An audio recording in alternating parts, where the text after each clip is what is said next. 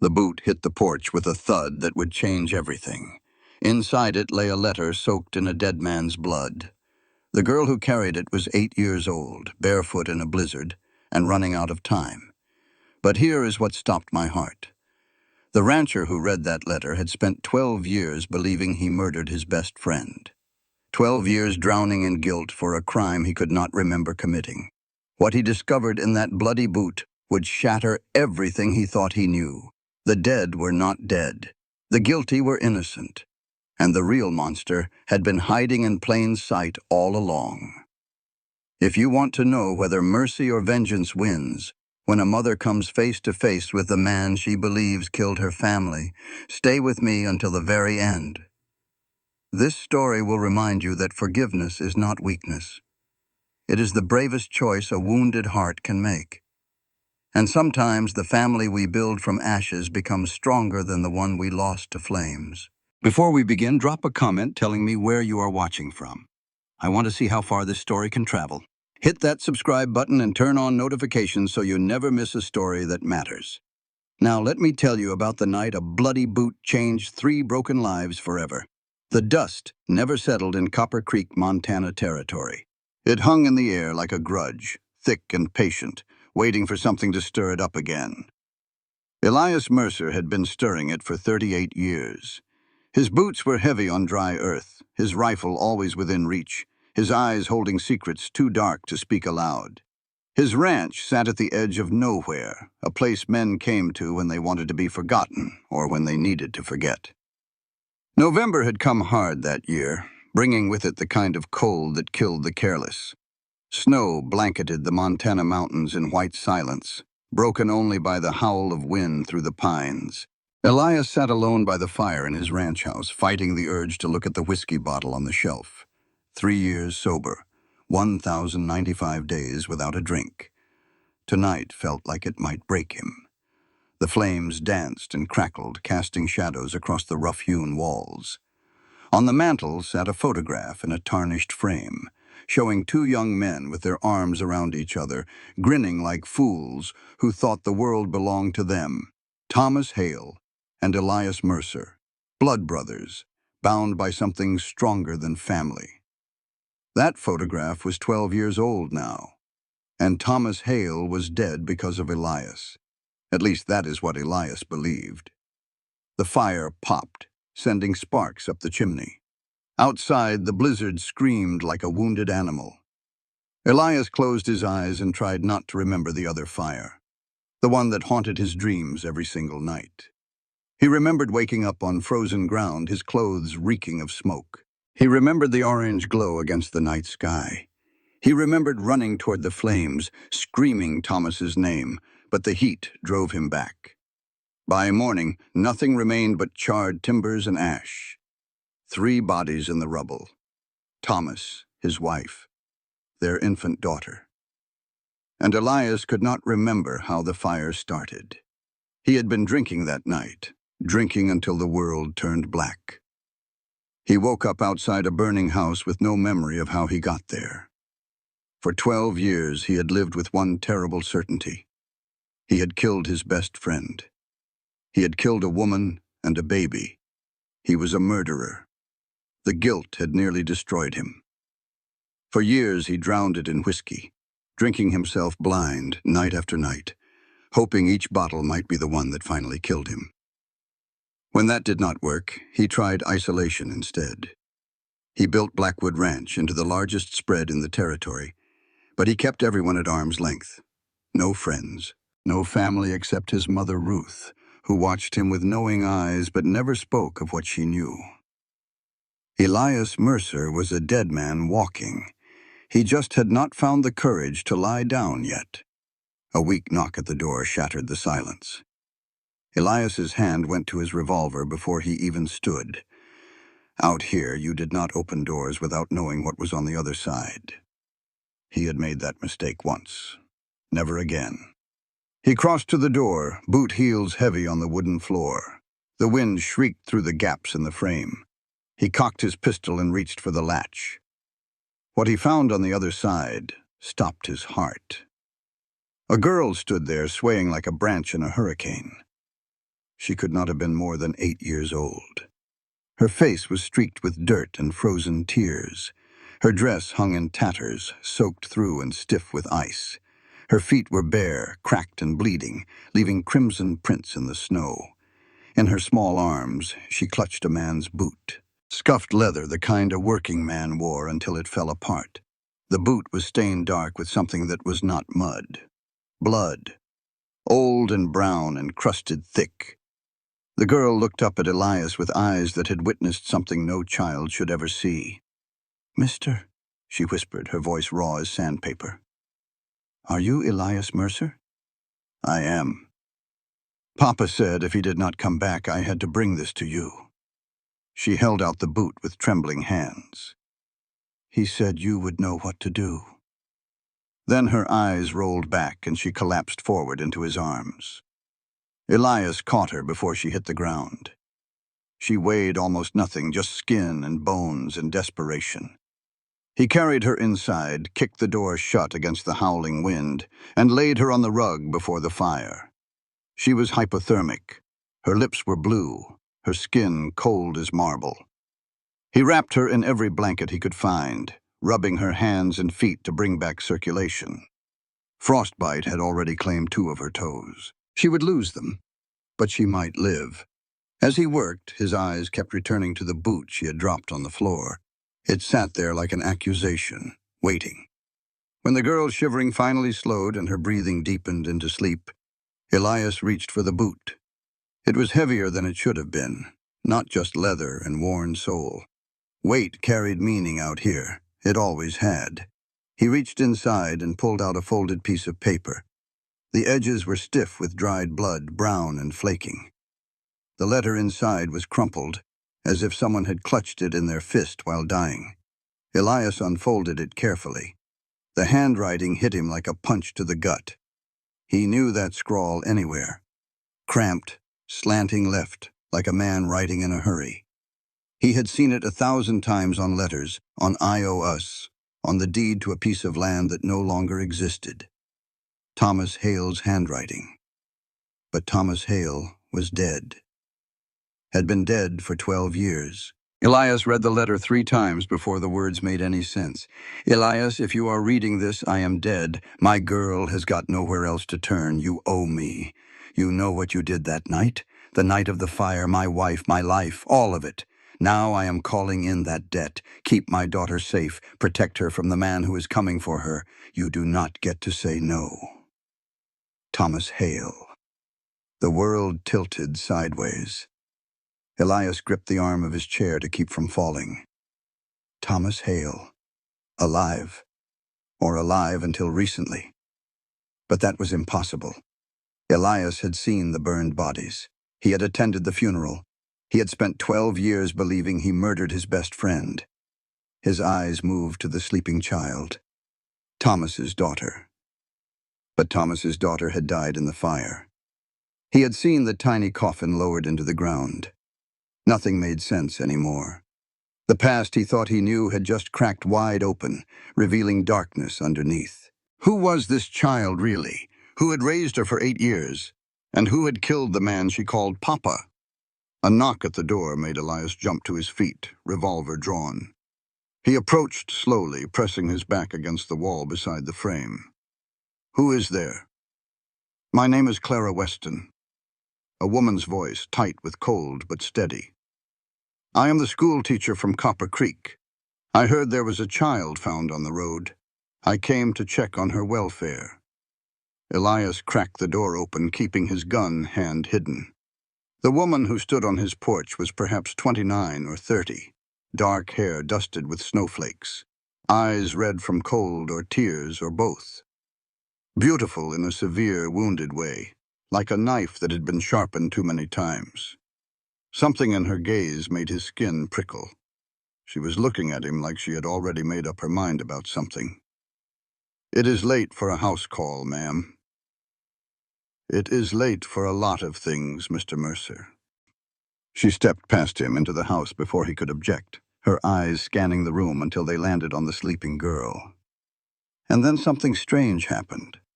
Clara Weston froze. Her composure cracked like ice on a spring pond, just for a moment, just long enough for Elias to see raw anguish flash across her face. Then she rebuilt her walls and turned back to him with a smile that did not reach her eyes. "The poor thing. Has she said anything about her family?" Elias studied the school teacher carefully. She was hiding something. He could feel it in his bones. "Some. Her father was killed a few days back. She walked here through the blizzard to find me." "Her father?" "A man named Thomas Hale." Clara Weston's hand twitched toward her boot. Elias noticed but did not react. "I do not know the name," she said smoothly. She was lying. Elias had been lied to by better liars than this schoolteacher, and he knew a falsehood when he heard one. But two could play at that game. He had his own secrets to keep. "The storm is getting worse," he said. "You can sleep in the spare room. We will sort everything out come morning." Clara Weston nodded, her eyes still fixed on the sleeping child. "Thank you, Mr. Mercer. That is very kind." Kind had nothing to do with it. Elias wanted her where he could watch her, because something told him that the woman with the gun in her boot had not come to Blackwood Ranch out of charitable concern for a lost child. She had come for him, and before this was over, one of them would have to answer for sins committed 12 years ago, on a night when the whole world burned. 3 months before she stood on Elias Mercer's porch, Clara Weston woke screaming in a boarding house in Colorado. The nightmare was always the same: fire everywhere, orange and hungry, devouring the walls around her, a baby crying somewhere in the smoke, hands grabbing her, dragging her through hell while she screamed a name she could not remember. Then nothing. 8 years of nothing. Clara had woken in a charity hospital in Denver with no memory of who she was or where she came from. No name, no past, no self. The doctors called it amnesia, trauma-induced, possibly permanent. They gave her a new name, picked from a list of unclaimed dead, and sent her out into the world to rebuild from nothing.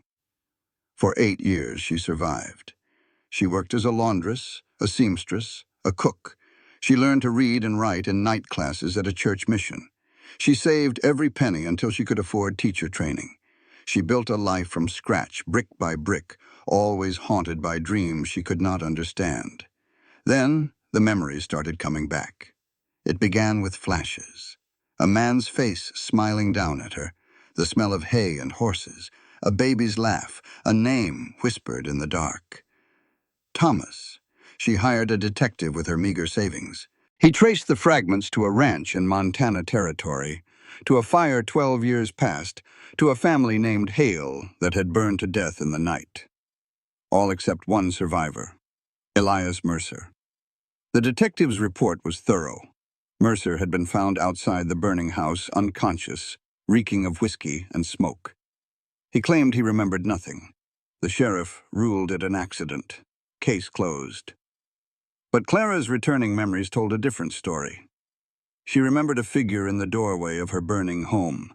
She remembered a face twisted with rage. She remembered someone who wanted her dead. She could not prove it was Elias Mercer, not yet. But she had spent 2 years tracking him down, learning everything about him: where he lived, how he operated, what he feared. Now she stood in his house, watching him sleep in a chair by the fire, and wondered if tonight was the night she would finally have her revenge. Her hand moved to the derringer hidden in her boot. A small gun, but deadly at close range. One shot to the heart, and Elias Mercer would pay for what he did. But something held her back. She had watched him care for the child all night, checking her fever, changing her bandages, sitting by her bed with a tenderness that seemed impossible in a murderer. When the girl whimpered in her sleep, he hushed her with words so gentle they made Clara's chest ache. Murderers did not act this way. Monsters did not cradle sick children like they were precious. Unless it was all an act, unless he was smarter than she gave him credit for. Clara turned away from the sleeping rancher and moved to the window. The blizzard had not let up. Snow piled against the glass in drifts that would take days to clear. She was trapped here, trapped in the house of the man she had come to kill, with a child who might be her own daughter sleeping by the fire.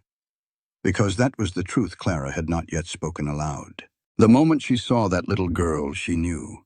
The shape of her face, the stubborn set of her chin, the way she clutched that ragged cloth doll like it was the only thing keeping her alive. Clara had made that doll. She remembered it now, clear as spring water. She had sewn it from scraps of her wedding dress the week before her baby was born. She had placed it in the cradle and whispered promises about the life they would have together. The girl sleeping by the fire was Nora Hale, her daughter, alive. For 8 years, Clara had believed her child died in the fire. For 8 years, she had grieved a loss so profound it nearly destroyed her. And now here was Nora, 8 years old, carrying a bloody boot and calling some stranger Papa. Who had raised her daughter? Where had she been all this time? And why had she been sent to Elias Mercer, of all people? Clara needed answers. But getting them meant staying close to a man she had vowed to destroy. She watched the snow fall and weighed her options. Kill Elias now and run with Nora into the blizzard. They would both freeze to death before morning, wait for the storm to pass and then kill him. More practical, but it meant spending days under his roof pretending to be something she was not. Or she could wait and watch and gather evidence, make certain of his guilt before she pulled the trigger. She had waited 2 years already. A few more days would not matter. Clara chose the third option. She would stay. She would pretend. And when she had proof that Elias Mercer murdered her husband and destroyed her family, she would put a bullet in his heart without mercy. The next morning brought weak winter sunlight filtering through frost-covered windows. Nora's fever had broken in the night. She woke confused and terrified, thrashing against the blankets like a trapped animal. When Elias approached to check on her, she bit his hand hard enough to draw blood. Clara intervened before anyone could react. She dropped to her knees beside the girl and spoke in a voice soft as summer rain. "It is all right, sweetheart. No one is going to hurt you here." Something in Clara's voice reached the child. Maybe it was her tone. Maybe it was her scent, the faint hint of violet water she had worn since her memories returned. The same scent she had worn when Nora was a baby. Nora stopped fighting. Her wild eyes focused on Clara's face, searching for something she could not name. "Who are you?" the girl whispered. "I am Clara. I am the school teacher in town. I came to make sure you were safe." Nora's lower lip trembled. "I want my papa." Clara's heart cracked, but her face stayed calm. "Can you tell us what happened to him?" The story came out in pieces, broken and bloody. Papa had raised her alone in a cabin high in the mountains, far from any town. She was not allowed to go to school. She was not allowed to talk to strangers. When she asked about her mother, Papa said Mama had died when Nora was born. Sometimes, when she disobeyed, Papa locked her in the cellar. Clara's nails dug into her palms hard enough to break skin. Her daughter had been raised in a cage by a stranger. 8 years of imprisonment while Clara wandered lost and memoryless in Colorado. 3 days ago, men came to the cabin. Papa told Nora to hide in the root cellar and not come out no matter what she heard. She hid in the dark, listening to shouts and gunfire and screaming. When the silence came, she waited until morning to emerge. Papa lay on the cabin floor in a pool of blood, barely breathing. He had enough strength left to press the boot into her hands and whisper instructions. "Find Elias Mercer. Give him the letter. He owes me a debt." Then Papa closed his eyes and did not open them again. Nora walked for 3 days through the blizzard, following directions Papa had made her memorize years ago. She ate snow and bark and nothing else. She lost 2 toes to frostbite, but she found Blackwood Ranch. When she finished her story, Clara was trembling with rage she could barely contain. "Did your papa have any other family?" she asked carefully. "Any brothers or sisters?" Nora shook her head. "He said we were all alone in the world, just him and me." Clara exchanged a glance with Elias. They were both thinking the same thing. If the man Nora called Papa was not Thomas Hale, then who was he? And what had happened to the real Thomas? Nora reached into her dress and pulled out a ragged cloth doll. The fabric was gray with age and worn thin from years of clutching. One button eye was missing. The stitching had been repaired dozens of times with thread that did not match. "Papa said Mama made this," Nora whispered, "before she went away. He said it was the only thing she left me." Clara could not breathe. She knew that doll. She knew every stitch, every seam, every imperfection. She had made it with her own hands 12 years ago, humming lullabies to the baby growing inside her. She had to leave the room before she shattered into 1,000 pieces. Outside, the cold hit her like a slap. She stumbled off the porch and fell to her knees in the snow, sobs tearing from her chest. Her daughter was alive. Her daughter was here. And someone had stolen 8 years from them both. A voice behind her. Elias Mercer, watching from the doorway. "You know something," he said flatly. "About the girl. About Thomas Hale." Clara wiped her eyes and stood to face him. "I could say the same about you, Mr. Mercer." They stared at each other across the frozen yard, two people with secrets too heavy to carry alone. "Thomas was my brother," Elias said finally. "Not by blood, by something stronger. We grew up together, fought together, bled together." And his jaw tightened. "And 12 years ago there was a fire. I was drunk that night, blackout drunk. When I woke up, Thomas's house was burning with him inside it, his wife, his baby daughter. All dead." "You started the fire?" "I do not remember starting it. But I do not remember not starting it either.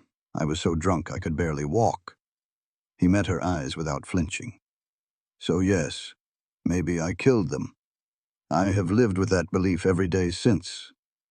Clara studied his face. He was telling the truth, or at least the truth as he understood it. The guilt in his eyes was real. The self-loathing was genuine. But guilt did not prove innocence. A man could feel terrible about a crime he deliberately committed. "Who are you really?" Elias asked. "And do not give me that school teacher story. I have been lied to by experts. You are not that good at it." Clara considered her options. Tell him the truth and lose her advantage. Continue the lie and risk being caught. She chose a third path, a partial truth. "I knew Thomas Hale," she said carefully. "A long time ago. When I heard his name connected to this child, I had to see for myself." "How did you know him?" "That is none of your business, Mr. Mercer." They stood in silence, snow falling between them like a curtain. Two people circling each other, each holding weapons the other could not see. Finally, Elias nodded. "Fair enough. We both have secrets. Keep yours for now. But understand this. That little girl is under my protection until I figure out what is happening. If you mean her harm, I will put you in the ground, school teacher or not. And if you mean her harm, then I reckon you will try to stop me." Clara's hand drifted toward her boot. "I reckon I will." They returned to the house without another word, enemies pretending to be allies, circling closer to a truth that would destroy them both. 2 days passed in careful silence. The blizzard trapped them together, 3 strangers bound by secrets and suspicion. Clara watched Elias like a hawk watches a rabbit. Elias watched Clara the same way, and Nora watched them both with eyes too old for her young face. The girl was recovering physically. Her fever stayed down. Her frost-bitten toes were healing as well as could be expected. But the wounds inside her ran deeper than any medicine could reach. She flinched at sudden movements. She hoarded food under her pillow. She slept with her back against the wall and her eyes on the door. These were not the behaviors of a child who had been loved. These were the survival instincts of a prisoner. On the second night, Clara woke to the sound of crying. She found Nora curled in a corner of the spare room, knees drawn to her chest, face buried in her arms. The ragged doll lay on the floor beside her. "Nora?" Clara knelt beside her. "What is wrong, sweetheart?" "I had a bad dream." "What kind of dream?" Papa locked me in the dark again, and I could not get out, and no one came to find me. Clara's heart shattered into pieces too small to count. She gathered the trembling girl into her arms and held her tight. You are safe now. No one is going to lock you in the dark ever again. Promise? I promise. Nora clung to her like a drowning child clings to driftwood. Her small fingers twisted in Clara's nightgown. Her tears soaked through the fabric. You smell nice, Nora whispered. Like flowers. Violet water. I have worn it for years. Papa said Mama smelled like violets. He said I dreamed it, but I knew I did not. She pulled back and looked up at Clara with wondering eyes. Are you my mama? The question hung in the air between them. Clara felt the truth pressing against her teeth, demanding to be spoken. But she could not. Not yet. Not until she understood what had happened. Not until she knew who had stolen her daughter and why. I am someone who wants to keep you safe, Clara said carefully. Can that be enough for now? Nora considered this. For now. But you will tell me the truth someday? I promise. They sat together in the darkness until the girl fell asleep. Clara carried her back to bed and sat watch until morning, memorizing every line of her daughter's face. 8 years lost. 8 years stolen. Someone would pay for that. Someone would pay in blood. The third day brought weak sunlight and a break in the storm. Elias announced he was riding into town for supplies. He gave Clara a long look before he left. My mother Ruth lives in the small cabin behind the barn. She keeps to herself mostly. If you need anything while I am gone, she can help. Thank you. And ma'am, that girl trusts you. Do not make me regret leaving you alone with her.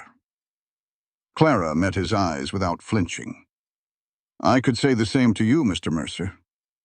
After he rode out, Clara wrapped herself in a coat and crossed the frozen yard to Ruth Mercer's cabin. The old woman answered her knock with suspicious eyes. 70 years had carved deep lines in her face, but her gaze was sharp as broken glass. You are the school teacher. That is right. You are also a liar. But I reckon we all are, one way or another. Come in before you freeze. Ruth's cabin was small but tidy. A fire crackled in the hearth. The smell of coffee and wood smoke filled the air. They sat across from each other at a rough-hewn table, while Ruth poured 2 cups of bitter black coffee. You know who I am, Clara said. It was not a question. I know what you look like, and I know who used to look like you. Ruth studied her over the rim of her cup. Clara Hale, Thomas's wife, supposed to have died in the fire 12 years back. Supposed to? I had my doubts. Never saw your body, did we? Just charred bones they said belonged to you. Could have been anyone in that rubble. Why did you not say anything? Ruth's face hardened. Because I am a coward. Because I had secrets of my own to protect. Because speaking up would have destroyed what little I had left. She set down her cup and fixed Clara with a stare that seemed to see straight through to her soul. You think my son started that fire? The thought has crossed my mind. Elias did not start that fire. He was drunk that night, true enough. Drunk as I have ever seen him. But he did not light that match. How do you know? Ruth was silent for a long moment. When she spoke again, her voice was barely above a whisper. Because I saw who did. The words fell like stones into still water. 12 years ago, Ruth continued, I went looking for Elias at the saloon. He had been drinking all night, celebrating Thomas's new baby. I found him passed out behind the bar and tried to wake him, but he was too far gone. She paused, gathering herself. I was walking home when I saw the flames. Thomas's place was already burning. I ran toward it, thinking maybe I could help. And that is when I saw him. Saw who? A man slipping out the back door, carrying a torch, smiling like the devil himself at a baptism. Who was it? Ruth's hands trembled around her coffee cup. Marcus Vane, Thomas's younger brother. The name meant nothing to Clara. Her memories of Thomas's family were still fragmented, pieces of a puzzle she could not complete. Thomas had a brother? Younger by 3 years. Their father, Silas, favored Thomas something fierce. Marcus was always in his shadow, never good enough, never loved enough. Silas disinherited him eventually, cast him out for stealing from the family. And you think Marcus set the fire? I know he did. I saw him with my own eyes. Clara's mind raced. If Marcus started the fire, then Elias was innocent. Everything she had believed for 2 years was wrong. But that raised more questions than it answered. Why did you not tell anyone? Ruth's face crumpled with shame. Because Marcus's father, Silas, was my lover. Years ago, before Elias was born, we had an affair that lasted 3 summers. If Marcus stood trial, that secret would come out. It would destroy my reputation, my son's standing in the community, everything I had built. So you let Elias believe he was a murderer? Yes. For 12 years. Yes. Clara stared at the old woman, seeing her clearly for the first time. A coward who had sacrificed her own son's peace of mind to protect her reputation. You are despicable. I know. Ruth's eyes glistened with unshed tears. I have lived with it every day. Watched my boy drink himself half to death trying to drown guilt that was never his to carry. Watched him push away everyone who tried to love him because he thought he did not deserve happiness. And you said nothing. I was afraid. I was weak. I was everything a mother should not be. She reached across the table and gripped Clara's hand. But you can make it right. You can tell him the truth. Why should I believe you? Why should I believe any of this? Because I am tired of carrying this sin, because my boy deserves to know he is not a monster, and because that little girl in there needs protection from the real devil who stole her. Clara pulled her hand away. Marcus Vane, you think he is the one who raised Nora? I would bet my soul on it. Marcus wanted everything Thomas had, his land, his wife, his daughter, his legacy. If he could not have them through Thomas, he would take them through fire and theft. The pieces were falling into place, a terrible picture forming from scattered fragments. If Marcus raised Nora for 8 years, pretending to be her father, then who killed him 3 days ago? Ruth shook her head. I do not know. Marcus made plenty of enemies over the years. Could have been any one of them caught up with him. But Nora said Papa sent her here, to Elias, with a letter accusing him of murder. That sounds like Marcus. Spiteful to the end. Even dying, he wanted to twist the knife in someone else's wound. Clara stood abruptly, unable to sit still any longer. Her whole world had shifted on its axis. The man she came to kill might be innocent. The real murderer might already be dead. And her daughter had spent 8 years in the clutches of a monster. What happens now? Ruth asked. Now I find out the truth, all of it. And then I decide what to do about it. And my son? Clara looked at the old woman with cold eyes. Your son is not my concern. Not anymore. She walked out into the winter air, leaving Ruth Mercer alone with her guilt. Elias returned from town with troubling news. A stranger had ridden into Copper Creek that morning. Well-dressed, well-spoken, handsome in a polished sort of way. He had gone straight to the sheriff's office with a story about a missing niece and legal documents naming him as her guardian. His name was Marcus Vane. I thought Marcus was dead, Clara said, struggling to keep her voice steady. Nora said she saw him killed. She saw a man get shot and fall. She did not stay to check his breathing. Elias paced the floor of the ranch house, his face dark with worry. If Marcus survived, if he is the one looking for her, then we have got trouble. What kind of trouble? The kind that comes with lawyers and lawmen and documents that look official, even if they are forged. He stopped pacing and looked at her. I did some checking while I was in town. Talked to Sheriff Daniel Crow. He has been suspicious of Marcus Vane for years. Fraud, extortion, maybe worse. But Marcus is careful. He does not leave evidence. Did you tell the sheriff about Nora? Had to. He needed to know what was at stake. Elias moved to the window and stared out at the snow-covered landscape. Crow is a good man. Half Crow Indian, half white, accepted by neither side. He knows what it means to be an outsider. He will help us if he can. Clara processed this new information. Marcus Vane was alive. Marcus Vane was coming, and he wanted Nora back. We need to move her, she said. Take her somewhere safe until we can figure out what to do.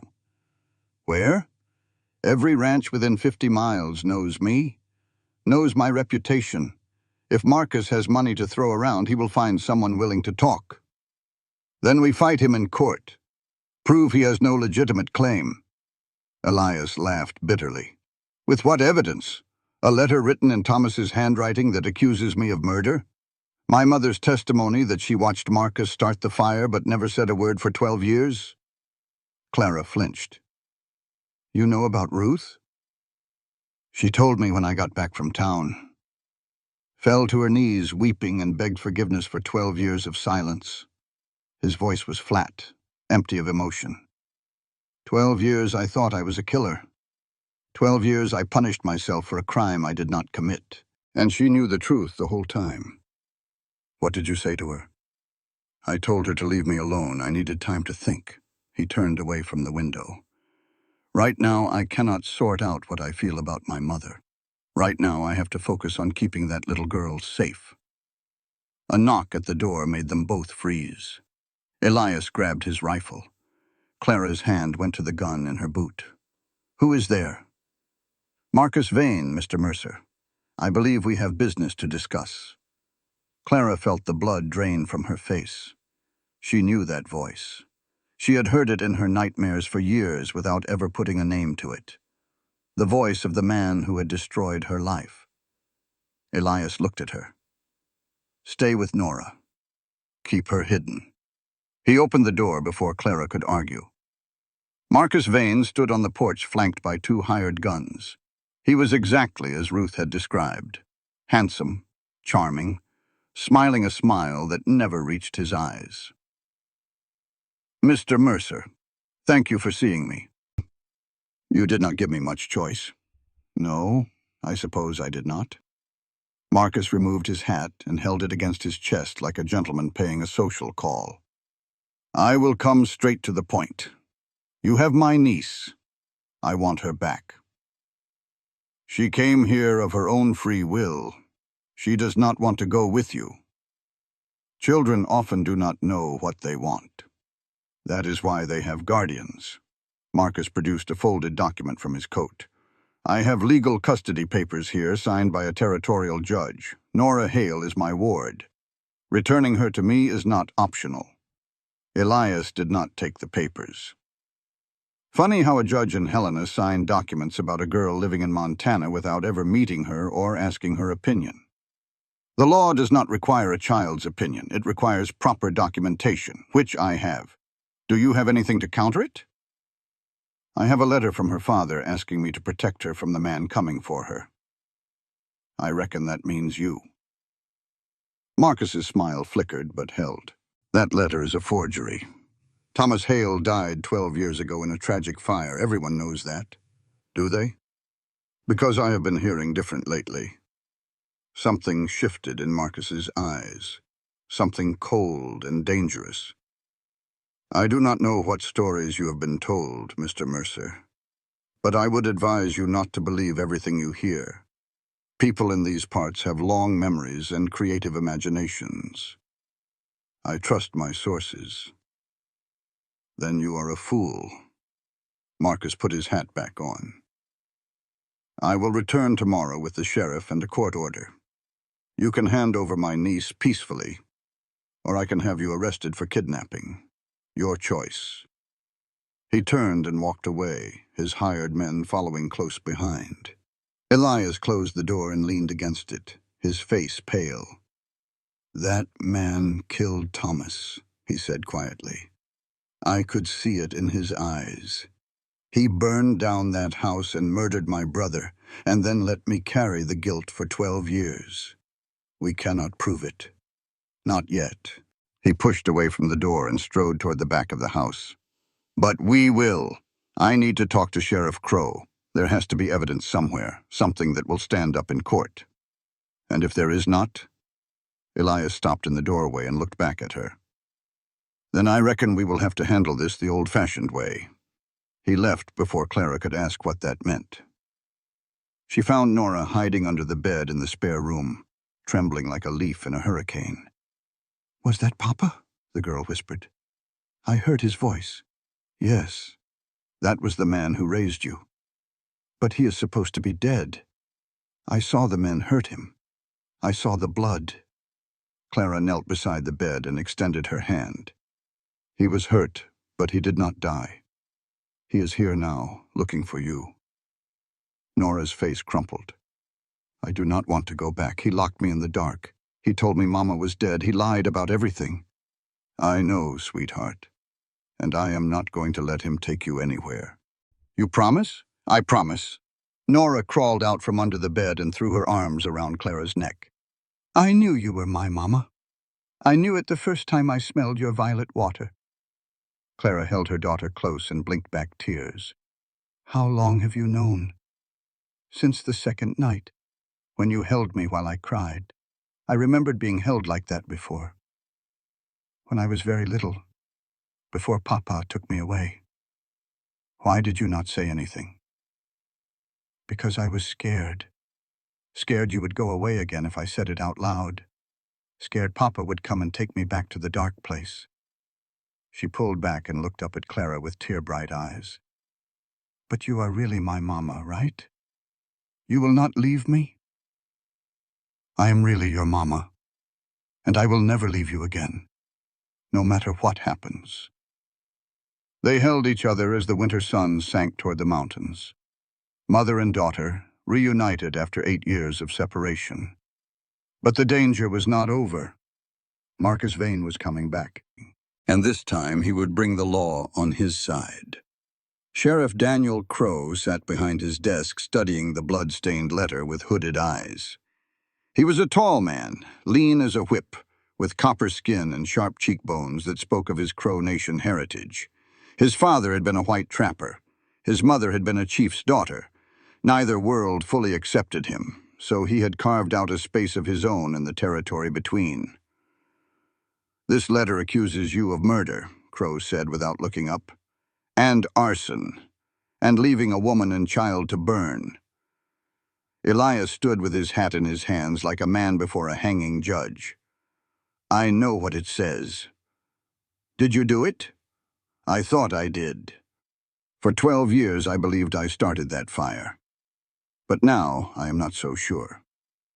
Crow finally looked up. "What changed your mind?" Elias told him everything. The girl arriving with the boot. The letter written in Thomas's handwriting. Ruth's confession about seeing Marcus at the fire. The strange gaps in the official story that had never been questioned. When he finished, Crow was silent for a long time. "I have been watching Marcus Vane for 5 years," the sheriff said finally. "He is slippery as a greased snake. Every time I think I have something on him, evidence disappears. Witnesses change their stories. Records get lost." "You think he is paying people off?" "I think he is doing whatever it takes to protect himself. The man has no conscience. He operates on pure self-interest." Crow leaned back in his chair. "But I never connected him to the Hale fire. That case was closed before I took this job. Accidental death, ruled by my predecessor." "Your predecessor was wrong." "Maybe, but wrong is not the same as corrupt. Sheriff Talbot was lazy, not crooked. He saw a drunk man passed out near a burning house and drew the obvious conclusion. The wrong conclusion. Proving that after 12 years will not be easy." Crow stood and moved to the window, staring out at the snow-covered street.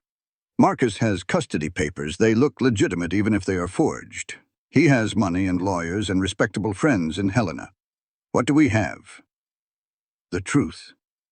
The truth does not mean much without evidence to back it up. Elias felt despair rising in his chest. After everything, after finally learning he was innocent, it might not matter. Marcus could still take Nora, still escape justice, still win. There has to be something, he said. Someone who knows what really happened. Something we can use against him. Crow turned back to face him. There might be. Marcus spent time in Silver City about 6 years back, got drunk one night and started bragging to a saloon girl named Lily Delacroix. Said some things he probably should not have. What kind of things? Something about getting rid of his perfect brother, making the old man sorry he ever chose favorites. Lily told me the story when she passed through last year. I did not put it together with the Hale case until now. Where is she now? Running a boarding house in Bozeman, 3 days' ride from here. Too long. Marcus is coming back tomorrow. Then we need to stall him. Give us time to find evidence. The door to the sheriff's office burst open. Clara stood there, eyes wild with fear. He took her. Marcus took Nora. Elias felt his blood turn to ice. What happened? I left her alone for 5 minutes. Just 5 minutes while I went to check on the horses. When I came back, the window was open and she was gone. There were hoofprints in the snow leading toward the mountains.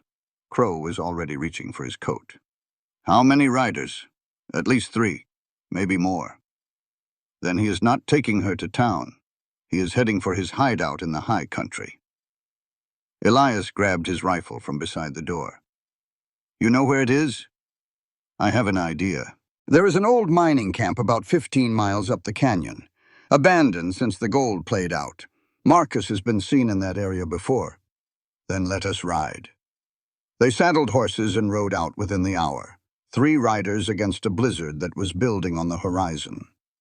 Clara rode beside Elias, her face pale but determined. She had lost her daughter once. She would not lose her again. The trail wound up into the mountains, through pine forests heavy with snow. The wind cut like a knife, driving ice crystals into their faces. The horses struggled through drifts that reached their chests. As darkness fell, they took shelter in an abandoned cabin to wait out the worst of the storm. Elias recognized the place the moment they walked through the door.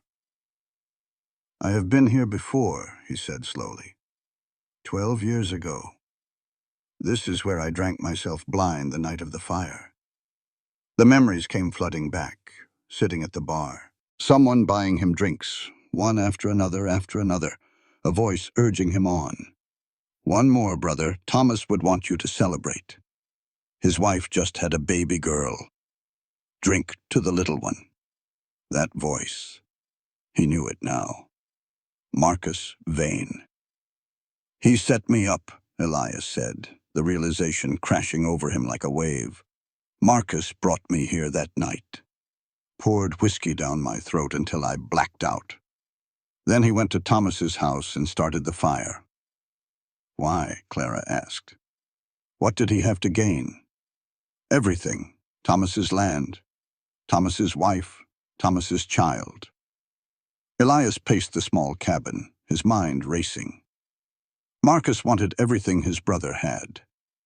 When their father disinherited him, he decided to take it by force. But he did not get me, or Nora. No, someone pulled you out of the fire before he could reach you, and when you lost your memory, you disappeared. So he took the next best thing. He took the baby. Clara sat down heavily on a dusty chair. He raised my daughter for 8 years, told her I was dead, kept her locked away from the world like a prisoner. And when someone finally caught up with him, when he thought he was dying, he sent her to me, with a letter accusing me of murder. Elias laughed bitterly. Even at the end, he could not resist hurting someone else, twisting the knife one last time. But he did not die. No. And now he wants Nora back. Sheriff Crow had been silent through this exchange, staring into the fire. Now he looked up. The storm is breaking. We should move. They rode through the night, pushing their horses to the limit. The moon broke through the clouds as they climbed higher into the mountains. By dawn, they could see the old mining camp below them. Half a dozen cabins clustered around a played-out mine shaft. Smoke rose from one of the chimneys. Horses were tied in a makeshift corral. "He has got men with him," Crow said, studying the camp through a spyglass. "6 at least. That, maybe more inside." "We are outgunned," Elias said. "We are, but we have something they do not." "What is that?" Crow lowered the spyglass and looked at him. "We are fighting for something worth dying for. They are just collecting a paycheck. That might not be enough. Then we had better be smart about this." Crow turned to Clara. "Can you shoot?" She pulled the derringer from her boot. "I can hit what I aim at." "Good, because I have got a plan, and it is going to take all 3 of us to pull it off." The plan was simple. Dangerous, but simple. Sheriff Crow would approach the camp from the front, claiming to have a warrant for Marcus's arrest. He would keep the hired guns occupied while Elias circled around to the back. Clara would wait in the trees, ready to move when the moment came. The goal was not to fight. The goal was to get Nora out alive. "If shooting starts, do not play hero," Crow warned. "Get the girl and run. I can handle myself. And if you cannot, then I reckon I will die doing my job. Worse ways to go." They separated in the gray light of dawn. Elias made his way through the forest, moving silent as a ghost through the snow. 12 years of isolation had made him good at being invisible. He could see the cabin where they were holding Nora. A single guard stood outside, stamping his feet against the cold. The man looked bored. He was not expecting trouble. That would be his mistake. Crow's voice rang out across the camp. "Marcus Vane, this is Sheriff Daniel Crow. I have a warrant for your arrest. Come out with your hands where I can see them." The camp exploded into chaos. Men scrambled for weapons. Horses whinnied and stamped. The guard outside Nora's cabin abandoned his post and ran toward the commotion. Elias moved. He crossed the open ground in a matter of seconds, pressing himself against the cabin wall. The window was boarded from the outside. The door was barred. He did not have time to be subtle. He kicked the door once, twice, 3 times. On the 4th kick, the bar splintered and the door burst inward. Nora sat huddled in the corner, knees drawn to her chest, face streaked with tears. When she saw Elias, her eyes went wide. "Mr. Mercer!" "Come on, we need to move." He grabbed her hand and pulled her toward the door. Gunfire cracked somewhere in the camp. Crow was engaging the hired guns, buying them time. They had almost reached the tree line when a voice stopped them cold. "Going somewhere?" Marcus Vane stepped out from behind a woodpile, pistol leveled at Elias's chest. His face was pale, his shirt dark with what looked like dried blood. He had been wounded after all, but not badly enough. "Let her go, Marcus." "I do not think so. That girl is mine. I raised her, I fed her, I taught her everything she knows. You stole her from her mother. You kept her locked in a cellar. I kept her safe from a world that would have destroyed her." Marcus's eyes had a feverish gleam. "You do not understand, Elias. You never understood. Thomas had everything. A father who loved him, a wife, a child, a future. And what did I have? Nothing. Scraps. Contempt. So you burned it all down. I took what should have been mine." Elias kept his hands away from his gun. Marcus had the drop on him. Any sudden move would end in blood. "Thomas was your brother. Thomas was a fool who did not deserve what he had. He never had to fight for anything. Everything was handed to him from birth. The land, the love, the respect." Marcus's voice cracked. "Do you know what our father said to me the day he cast me out? He said I was never really his son. Said he wished I had never been born. That does not justify what you did. Does it not? I spent my whole life in Thomas's shadow. Never good enough, never loved enough, and then one night I decided enough was enough. If I could not have my father's love, I would take everything Thomas had instead, including his daughter, especially his daughter. Marcus's eyes moved to Nora, who was trembling beside Elias. She loved me, you know. For 8 years she loved me, called me Papa, ran to me when she was scared. I was her whole world. You locked her in a cellar. When she disobeyed, children need discipline. Children need love. Real love, not the twisted thing you call affection. Marcus's pistol wavered. What would you know about love? You spent 12 years punishing yourself for a crime you did not commit. You pushed away everyone who tried to get close. You were as much a prisoner as Nora ever was. The words hit harder than Elias expected, because they were true. Maybe I was, but I did not choose my prison. You built yours deliberately. And I would do it again. Marcus raised the pistol. Goodbye, Elias. Tell Thomas I said hello when you see him in hell. A shot rang out, but it did not come from Marcus's gun. Marcus staggered, looking down at the bloom of red spreading across his chest. His pistol fell from nerveless fingers. He dropped to his knees in the snow. Behind him stood Clara, the derringer smoking in her hand. That was for Thomas, she said, her voice steady despite the tears streaming down her face. And for 8 years of my daughter's life you stole. Marcus looked up at her with something like recognition. Clara, you survived. No thanks to you. He laughed weakly, blood bubbling at his lips. I should have made sure you burned. I was always too soft for my own good. You do not know the meaning of soft. Marcus coughed, more blood. His eyes found Nora, who was watching from behind Elias with a mixture of horror and relief. Nora, I am sorry for everything.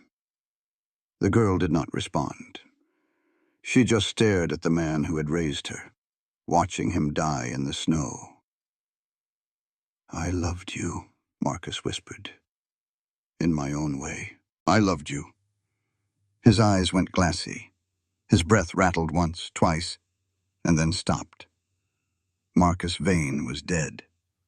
Clara lowered the gun and stood there shaking. Elias went to her, not quite touching, just close enough to offer support if she needed it. You saved my life. I saved my daughter. You were just in the way. She turned and gathered Nora into her arms, holding her tight. The girl buried her face in her mother's coat and sobbed. Is it over? Nora asked through her tears. Is it really over? Clara looked at Elias over her daughter's head. Their eyes met, and something passed between them. An understanding. A beginning. Yes, Clara said softly.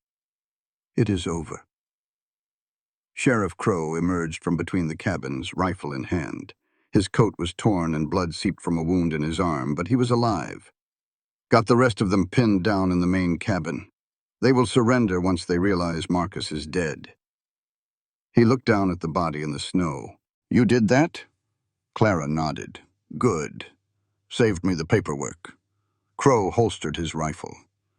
Let us get that girl somewhere warm. We've got a long ride back to town. The ride back to Copper Creek took 2 days. They stopped at the abandoned cabin where Elias had first been set up 12 years ago. This time, instead of drunken oblivion, they built a fire and shared warmth against the winter cold. Nora slept between Clara and Elias. Her small body finally relaxed for the first time since her arrival. She had stopped flinching at shadows. She had stopped hoarding food.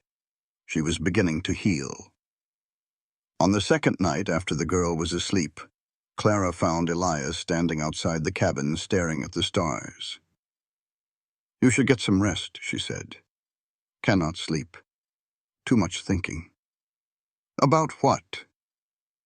He was quiet for a long moment. About 12 years wasted. About the man I might have been if I had known the truth. Clara moved to stand beside him. "The man you are is not so bad. You came here to kill me. I came here for justice. I thought you were the one who destroyed my family. And now?" She looked at him, really looked, for the first time without the lens of hatred. She saw a man weathered by guilt and isolation. A man who had punished himself for crimes he did not commit. A man who had shown her daughter kindness when he did not have to. "Now I think we are more alike than different. Both of us spent years in prisons of our own making. Both of us let the past define our present. Does that change anything? I do not know yet. Ask me again when this is over." They stood together in silence, watching the stars wheel overhead. The cold bit at their faces, but neither moved to go inside. "I'm going to need help," Clara said finally. "Raising Nora, rebuilding our lives, I cannot do it alone." "You are asking me?" "I am considering it. You have a ranch. You have resources. And my daughter has already started to trust you." "Trust is a big word for a week's acquaintance. She bit you the first night. She has not bitten anyone since." Clara smiled slightly. "In Nora's world, that counts as trust." Elias felt something shift in his chest. Something warm stirring in the cold space where his heart used to be. "I am not good at this," he said. "Family, connection, being close to people. Neither am I. 8 years without memories will do that to a person. Then we would be two broken people trying to build something together. Maybe broken pieces fit together better than whole ones. Maybe we need someone who understands our cracks." She reached out and took his hand. Her fingers were cold, but her grip was steady. "I am not promising anything," she said. "We have known each other a week. We started as enemies. There is too much history between us for easy answers. But I would like to try, to see what we might become, if you are willing." Elias looked down at their joined hands. A week ago, this woman had pointed a gun at his heart. Now she was offering him something he had not dared hope for in 12 years. A second chance. "I am willing," he said. They did not kiss. They did not embrace. They just stood there holding hands under the cold Montana stars. Two wounded souls taking the first tentative steps toward healing. "We should get inside," Clara said finally. "Nora will worry if she wakes and finds us gone." "You called her Nora." "That is her name. A week ago, you could not say it without crying." Clara smiled, and for the first time since Elias met her, the expression reached her eyes. "A week ago, I thought she was dead. A week ago, I thought you were a murderer. A lot has changed." They went inside together. Sheriff Crow arrived in Copper Creek ahead of them, preparing the way. By the time Elias and Clara rode in with Nora, the whole town knew the story. Marcus Vane was dead. His hired guns were in custody. The truth about the fire 12 years ago had finally come to light. Ruth Mercer came to meet them in the town square. Her face was pale and drawn, aged 10 years in the span of a week. She fell to her knees in the snow before Elias. "I am sorry," she whispered. "I am so sorry for everything." Elias looked down at his mother. 12 years of misplaced guilt. 12 years of self-destruction. 12 years of believing he was a monster because she was too afraid to speak the truth. He should hate her. Part of him did. But he was tired of carrying hate. Tired of letting the past poison the present. "Get up, Ma."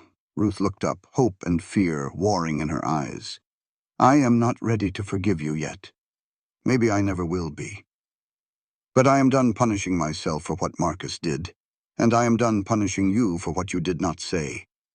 He extended his hand. "We have both wasted enough years already." Ruth took his hand and let him pull her to her feet. She did not try to embrace him. She knew better, but she nodded once, accepting what he offered. It was not forgiveness. Not yet. But it was a start. The territorial judge arrived the following week to hear the case against Marcus Vane's surviving accomplices. The evidence was overwhelming. Ruth Mercer testified about witnessing Marcus set the fire 12 years ago. Sheriff Crow presented his years of investigation into Marcus's criminal activities. The saloon girl, Lily Delacroix, was brought from Bozeman to tell the court what Marcus had bragged about during his drunken confession. And Nora testified about the 8 years she spent as Marcus's prisoner, her quiet voice describing the cellar where he locked her as punishment. The lies he told about her dead mother. The isolation that was the only life she ever knew. The judge listened to it all with a stone face. When the testimony was complete, he rendered his verdict. Marcus Vane was guilty of murder, arson, kidnapping, and a host of other crimes. His death, while regrettable in its circumstances, was an act of justifiable defense. No charges will be filed against Clara Hale or any other party involved in his demise. He turned to Ruth Mercer. Your silence enabled 12 years of suffering. But you have come forward now, and your testimony was essential to this case. I sentence you to 2 years of community service at the church orphanage. Ruth accepted the sentence with bowed head. The judge's final words were for Clara and Nora. The court recognizes Clara Hale as the rightful mother of Nora Hale. All claims by Marcus Vane or his estate are hereby nullified. This family has suffered enough. I trust they will find peace at last. Outside the courthouse, Clara held her daughter close and let the tears finally fall. It is over, she whispered. It is really over. Nora looked up at her mother with eyes that were finally free of fear. Can we go home now, Mama? Clara looked at Elias, who stood watching them with an expression she could not quite read. That depends, she said. Where is home? Elias stepped forward. Blackwood Ranch has plenty of room, if you want it. Nora's face lit up. Can we, Mama? Can we live with Mr. Mercer? Clara studied the man who had been her enemy, her ally, and now perhaps something more. I think we would like that very much. Spring came slowly to Montana. The snow began to melt in March, revealing brown grass and muddy roads. Icicles dripped from every eave. The frozen streams cracked and groaned as they came back to life. Blackwood Ranch transformed along with the season. Clara planted a garden beside the main house, filling it with vegetables and herbs and violet flowers that reminded her of who she used to be.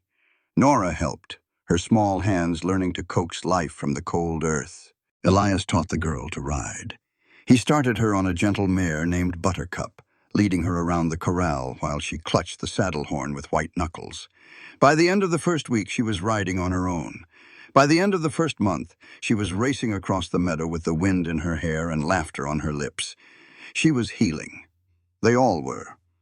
But healing was not a straight line. Some days were harder than others. Nora still woke screaming from nightmares about the cellar.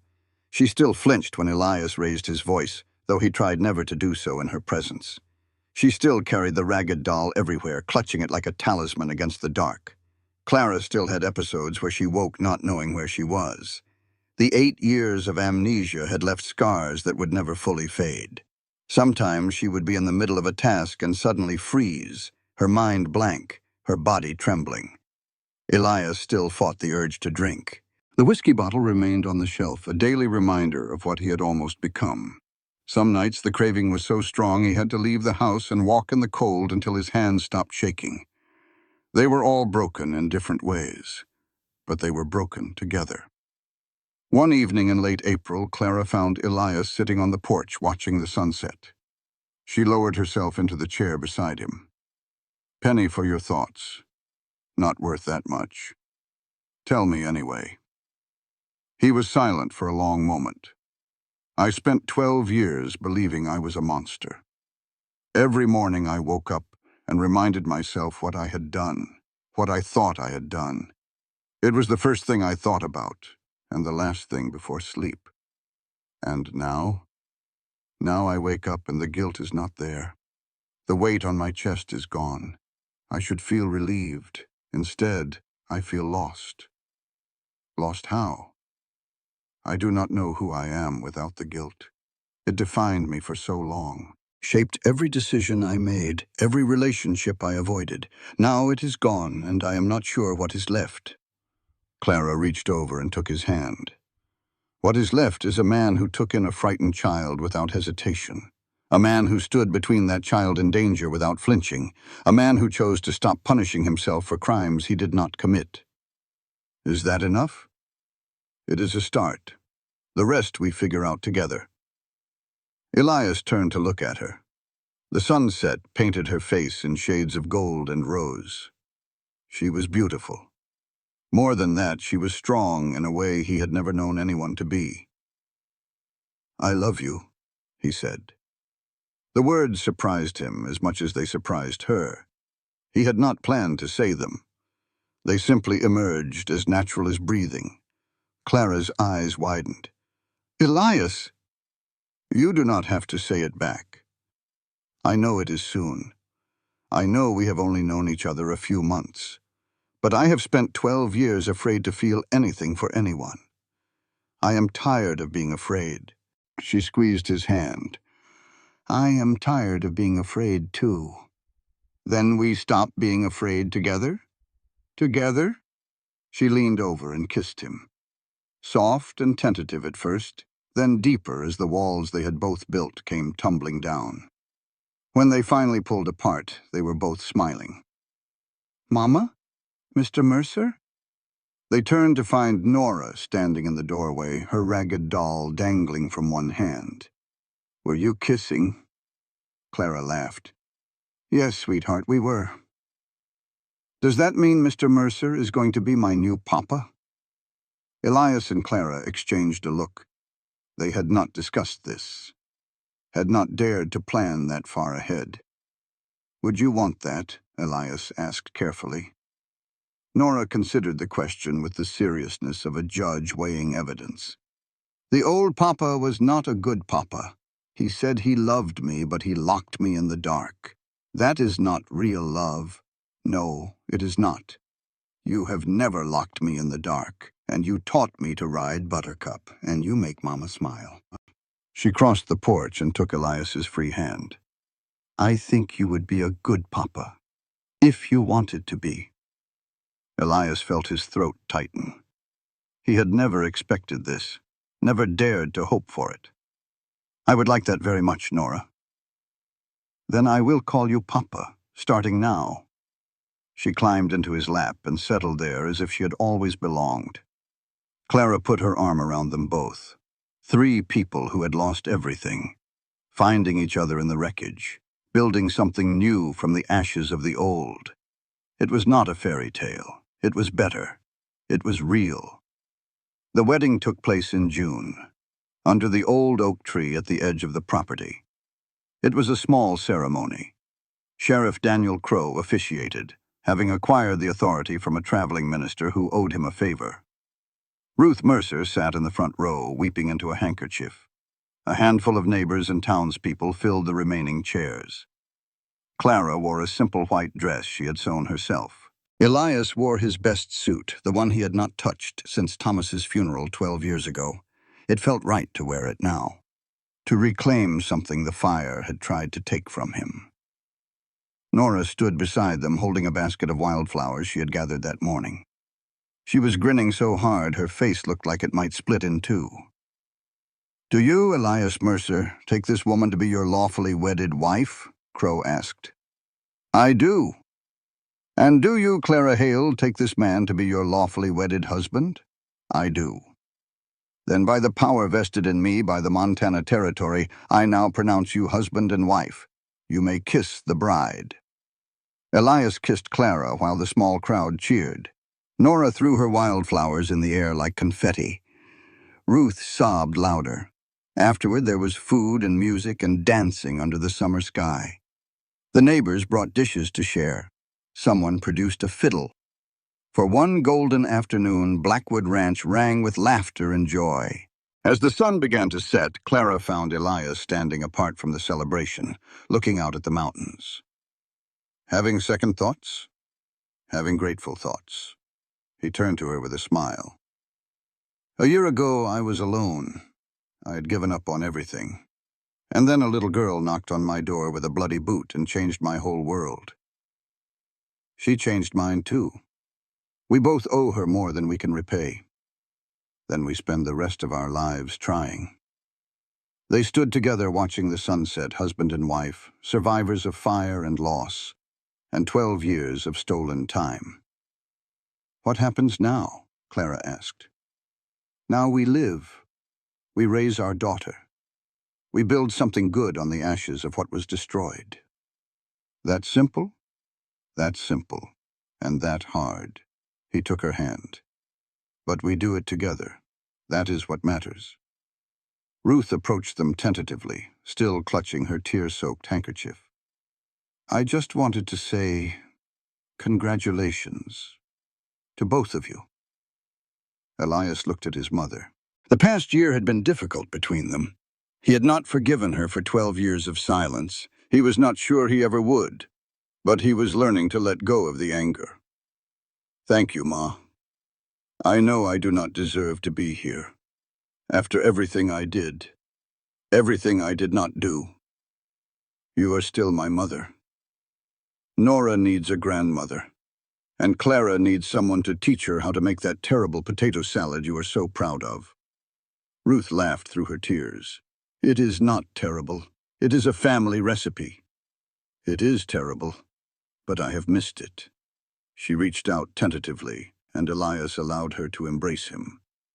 It was awkward and brief, but it was something. A bridge being built across a chasm of guilt and resentment. Maybe forgiveness was not a single moment. Maybe it was 1,000 small choices made over time. Come on, Clara said. Nora is looking for us. Something about wanting to dance with her new papa. They returned to the party together. Elias danced with his daughter while Clara watched with shining eyes. The fiddle played on into the twilight. It was not a fairy tale ending. The past could not be erased. Thomas Hale was still dead. 8 years were still lost. Wounds remained that would never fully heal. But from the ashes of tragedy, something new was growing. A family forged in fire and rebuilt in love. And that was enough. That was more than enough. 1 year later, autumn had come to Montana, painting the mountains in shades of gold and crimson. The aspens along the creek had turned bright yellow, their leaves trembling in the breeze like 1,000 tiny flags of surrender. Nora approached Elias one October morning carrying a wooden box. Papa, I want to show you something. She was 9 years old now, taller than she had been, stronger in body and spirit. The nightmares came less frequently. The fear had faded to a memory. She called him Papa without hesitation, as if the word had always belonged to him. What have you got there? Something I have been keeping. Something I need to let go of. She opened the box. Inside lay the blood-stained boot that had started everything. The leather was cracked and faded now, the blood turned rust-brown with age. I kept it, Nora said. I do not know why. Maybe because it brought me here. To you and Mama. Beside the boot was a folded piece of paper. A letter. I wrote this for Papa Thomas, my real father. Mama told me stories about him. I wanted to say goodbye. Do you want to read it to me?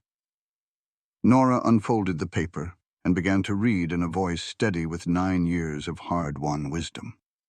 Dear Papa Thomas, I never got to meet you, but Mama says you were brave and kind. She says you loved me from the first moment you held me. I used to think I did not have a real family. I thought the man who raised me was my father, and I tried so hard to make him love me the right way. Now I know I was wrong about everything. You loved me before I even had memories. Mama never stopped looking for me, even when she could not remember who she was looking for. And Papa Elias, he is not my real father by blood, but he loves me like one. He taught me to ride and to fish, and to not be afraid of the dark anymore. I wish you could see us now. I think you would be happy. I am going to bury this letter with the boot that brought me here. That way a piece of you will always be at my home. I love you, even though we never met. Your daughter, Nora. Elias's throat was too tight to speak. He just nodded. They walked together to the old oak tree at the edge of the property. Clara was waiting there, a flat stone in her hands. Together they dug a small hole in the earth. Nora placed the boot and the letter inside. "Goodbye, Papa Thomas," she whispered. "Thank you for giving me to people who love me." She covered the hole with dirt. Clara placed the stone to mark the spot. For a long moment, no one spoke. The wind rustled through the dying leaves. Somewhere in the distance, a hawk called. Then Nora took Elias's hand in one of hers and Clara's in the other. "Can we plant flowers here? So the grave has something pretty?" "We can plant whatever you want, sweetheart. Violets and sunflowers. Papa Thomas would like sunflowers." They stood there as the sun climbed higher, a family forged through fire and loss and impossible second chances. The boot that had carried death now rested in earth that would grow life. "What happens now, Papa?" Nora asked. Elias looked at Clara, at their daughter, at the ranch that had become a home instead of a prison. "Now we keep living. We plant those flowers. We watch them grow. And we remember that some stories do not end in tragedy. They end in hope. They end in family." The three of them walked back toward the house, hand in hand. In the distance, the mountains rose eternal, indifferent to human suffering, but also to human joy. And near the old oak tree, freshly turned earth waited for spring flowers to take root. The letter in the boot had changed everything. It came bearing accusation and grief. But what it left behind was something the dead man never expected: a second chance and a home. This content was carefully researched, developed, and manually edited by our team to deliver meaningful stories with valuable life lessons. Every narrative is crafted to entertain, inspire, and empower our audience. We believe that great stories can change lives, and we are committed to bringing you content that matters. Thank you for being part of our community.